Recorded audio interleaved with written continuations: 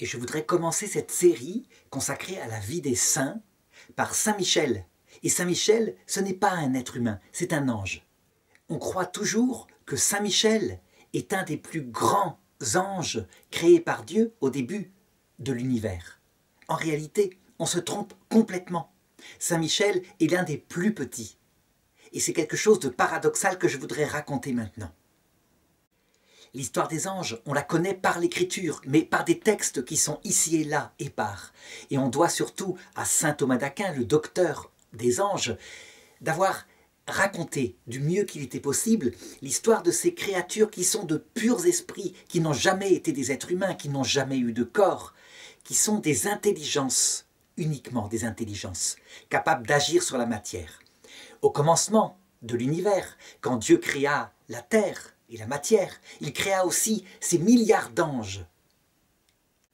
Il les fit sortir comme cela, d'un coup, par sa parole, à partir du néant. Et eux apparurent, non pas comme nous, comme des bébés anges, mais comme des adultes parfaits, avec dans leur esprit toutes les connaissances qu'il leur fallait pour plus tard.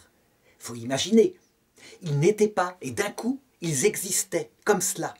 Et la première chose qu'ils firent, évidemment, c'est logique, ce fut de se regarder eux-mêmes, de constater qu'ils étaient là, et d'admirer la somme des connaissances qu'ils avaient dans l'intelligence. Et en particulier, parce que cette matière était apparue au même moment, dit l'Église catholique, ce projet grandiose qui consistait à l'organiser en vue, un jour, de l'arrivée de l'homme et de la femme. Le premier acte des anges fut un acte naturel, et le deuxième acte qu'ils posèrent fut tout à fait logique. Ils se mirent tous, sans exception, à adorer ce Créateur qu'ils ne voyaient pas, ce Créateur invisible qui les avait fait sortir comme ça, de rien. Il n'y avait pas d'ange athée, ce n'est pas possible. Un ange, il raisonne instantanément. Je ne suis pas ma propre cause, donc une cause infinie, éternelle, m'a causé. Le troisième acte qu'ils firent dans cette connaissance naturelle, eh bien, ce furent de se regarder entre eux et de constater qu'il y en avait des plus intelligents que d'autres, que certains, quand on regardait leur esprit, on comprenait instantanément des choses de manière simple, alors que d'autres avaient plus de mal, ils ramaient. Si bien que, dans ce premier temps de la création, tous ces anges, par milliards, dit la Bible, se hiérarchisèrent en vue du projet que manifestement leur demandait le Créateur. Et donc, comme des ingénieurs, ils se mirent selon des hiérarchies. Et justement, c'est là où Saint Michel, reconnut tout à fait humblement qu'il était parmi les anges les moins lumineux, les moins intelligents par nature. Or, c'était l'ordre de l'intelligence qui comptait. Il y avait donc au sommet de tout un chérubin resplendissant, unique, appelé en latin lucis ferro, le porte-lumière, l'étoile du matin. Et tous, quand ils regardaient vers lui, comprenaient immédiatement le projet de Dieu, organiser ce monde, le faire progresser en vue de l'arrivée d'autres créatures que Dieu créerait un jour. Lucifer était un chérubin resplendissant, et lui aussi se mettait au service de ce projet de Dieu. Évidemment, les trois cœurs supérieurs des anges, donc les chérubins, les séraphins, les trônes, étaient un peu comparables à des ministres de Dieu, contemplant dans leur intelligence qu'il devait être créé et le communiquant aux autres. Parce que quand il y a un projet, il faut comprendre d'abord l'intention de celui qui est le propriétaire, à savoir Dieu, pour ensuite mettre en place des ingénieurs qui organisent les choses. Eh bien, il y avait trois cœurs d'anges qui sont un peu comme les ingénieurs qui devaient structurer le projet général, à savoir les puissances, les vertus et les dominations. C'étaient des anges extrêmement intelligents. Pour se donner une idée de leur intelligence, pour eux, toutes les propriétés de la matière physique, les constantes qui sont dans la nature, l'ADN des animaux qui viendraient plus tard, tout ça, c'était pour eux très simple. Alors que nous, qui existons depuis, l'humanité existe depuis 40 000 ans, l'humanité spirituelle, on en est à peine à découvrir les lois de la nature. Et enfin, il y avait trois autres cœurs d'anges, qui étaient des anges beaucoup plus proches de la matière, moins intelligents mais capables d'agir concrètement sur des réalités sensibles, à savoir les princes qui, eux, organisaient, des choses générales, les archanges qui seraient chargés de protéger par exemple des groupes humains quand ils existeraient, et enfin les anges gardiens. Ils prenaient le nom de tous ces anges, ils s'occupaient de chaque individu personnellement. Et donc Saint Michel était un archange, donc l'avant-dernier des ordres angéliques, le plus proche de nous finalement, puisque nous sommes des petits humains, intelligence inférieure, passant à travers un corps pour connaître petit à petit les choses spirituelles. Le monde aurait pu rester comme cela pour l'éternité. On peut dire qu'il se serait hiérarchisé de manière noble, avec Dieu au sommet, Lucifer étant son premier serviteur, et les anges eux-mêmes aidant à organiser le monde humain, un monde évidemment inférieur à eux, mais respectable à son niveau, à savoir des esprits unis à un corps animal. Mais évidemment, ce n'était pas ce qui se passa. À un moment donné, il y eut une autre révélation, une révélation lumineuse, qui fut communiquée par Dieu à chacun des anges, mais qui passa particulièrement par le plus grand des anges, Lucifer, qui la communiqua aux autres, à savoir quelque chose d'inouï, un projet qu'ils ne pouvaient même pas soupçonner. Et Dieu leur dit, c'est une parole spirituelle, c'est pas comme je prononce maintenant, il leur dit, je vous ai créé pour que vous me voyiez face à face. Ça pour eux, ce fut comme la révélation sublime pour une intelligence pure, qui n'a pas de corps, qui n'a pas de sensibilité, de pures intelligences. Connaître la cause des causes, face à face, Dieu, c'est quelque chose d'inouï. Comment est-ce qu'une intelligence limitée pourrait comprendre l'infini de l'intelligence divine? Eh bien Dieu leur dit, et les anges y crurent, ils l'acceptèrent. Cette parole-là, si elle n'avait été que celle-là, n'aurait pas provoqué un tremblement dans le ciel, mais elle fut suivie d'une autre parole. Personne ne peut me voir s'il ne meurt à lui-même, s'il ne devient tout humble, s'il ne m'aime pas. C'est quelque chose qui vraiment gêna certains anges. En effet, connaître Dieu parce qu'on est intelligent, c'est tout à fait naturel à un ange. Mais là, la condition n'était pas celle qu'ils attendaient. L'aimer. L'aimer comment? Devenir tout humble, mourir à soi-même, renoncer à ce qu'on était. Et c'est là que Lucifer, dans son intelligence instantanée, comprit les choses. Il avait donc, j'avais dit, reçu dans son esprit le projet futur de l'homme et de la femme qui serait un jour créé par Dieu, bien plus tard, des milliards d'années plus tard. Et il comprit. C'est vrai que l'homme et la femme ne sont pas intelligents comme les anges, mais du côté de l'humilité et de l'amour, avec ce corps fragile, avec la capacité de donner la vie, surtout pour les femmes, il comprit qu'il y avait en eux une disposition plus profonde à être humble et à aimer. Et ça, instantanément, il comprit que s'il laissait Dieu faire ce projet, il y aurait un jour des hommes et surtout des femmes qui seraient les reines et les rois du cœur de Dieu et que eux seraient seconds. C'était quelque chose d'illogique, absurde, pour bien comprendre le scandale dans l'intelligence de Lucifer. C'est comme si on donnait à des équipes d'ingénieurs de haut niveau le projet de structurer une navette spatiale, quelque chose d'inouï, un vaisseau qui puisse aller jusque, par exemple, au Soleil pour le voir de très près.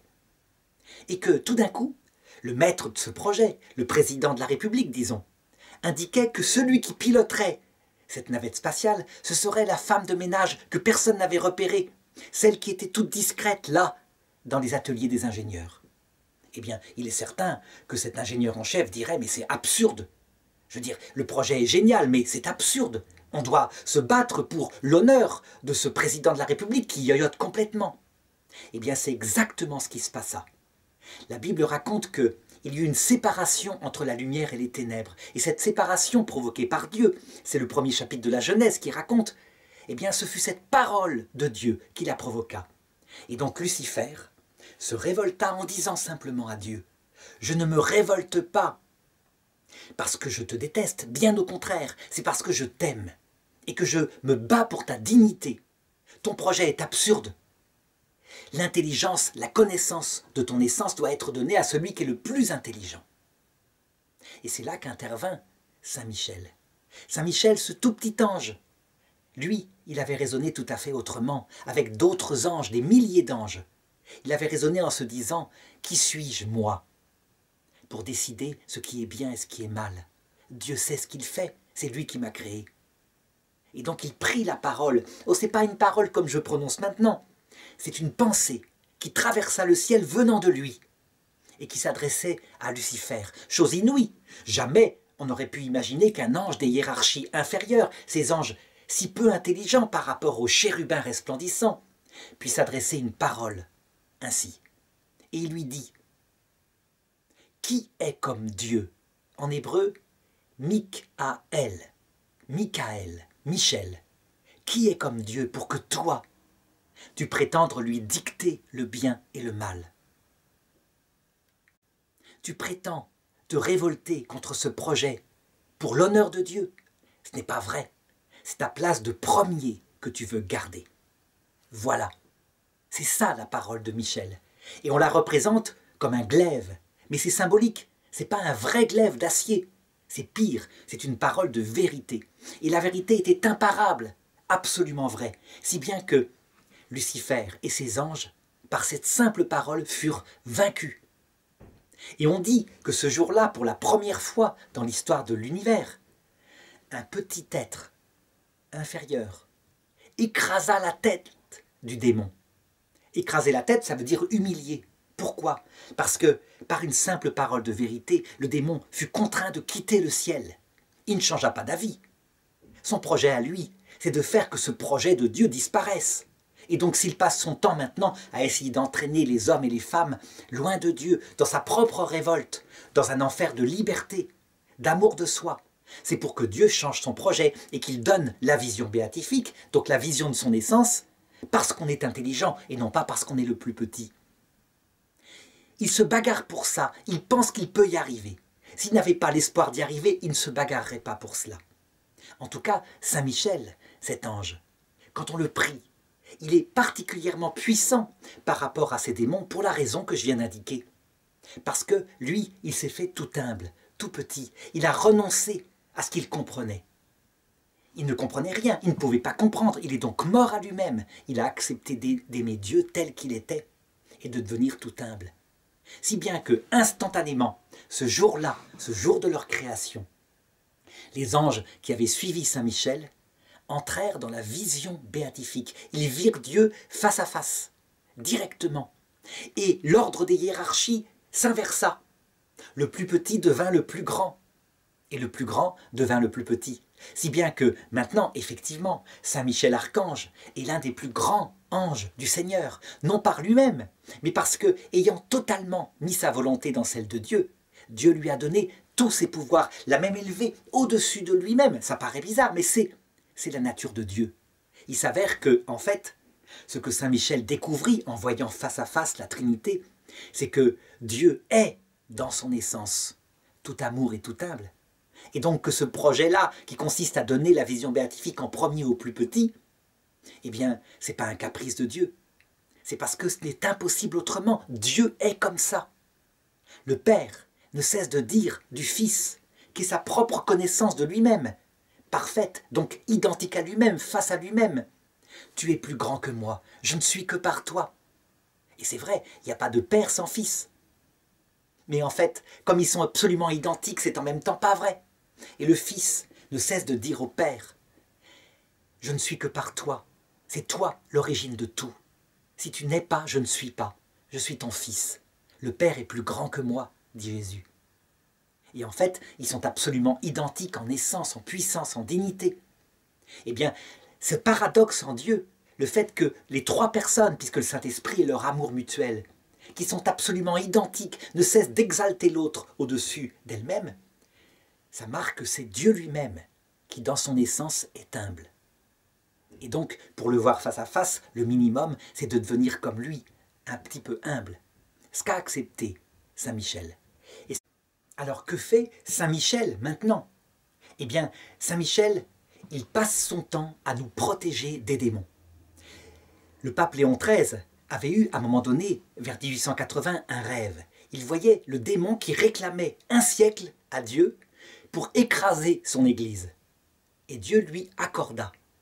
Effrayé par cette vision, il décida de donner à l'Église une prière particulière. Saint Michel Archange, protégez-nous. Et cette prière fut récitée partout dans l'Église jusqu'au Concile Vatican II. Elle était récitée à la fin des messes. Elle peut servir encore parfois dans le cadre des grands exorcismes, pour chasser des démons qui possèdent des personnes. Cette puissance de Saint Michel par rapport aux démons vient, comme je l'ai dit, de sa vérité et de son humilité. Mais il y a encore plus puissant que lui, dit Saint Michel. Quelqu'un qui a été encore plus humble, plus petit, jusqu'à mourir à soi-même encore plus. C'est la Vierge Marie, évidemment.